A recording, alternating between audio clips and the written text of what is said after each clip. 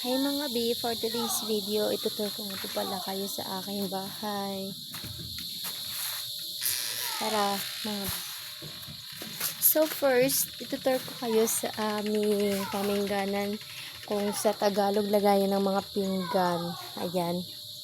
So ayan na. So second, itutur ko kayo sa aming lagayan ng tubig.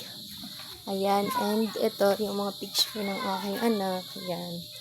Design lang po yan, and actually hindi pa po tapos yung bahay namin. Lalagyan talaga namin to ng plywood. So first, ayan yung loob. And dito, lagyan namin yan ng division. So bali dalawang kwarto. So pagkatapos, ito yung aming higaan. Ayan.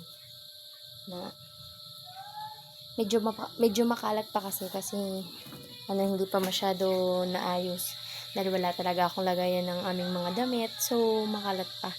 Ayan, Sleeping Beauty yung anak ko. Ayan yung house ko. Ayan. So yan lang, thank you for watching.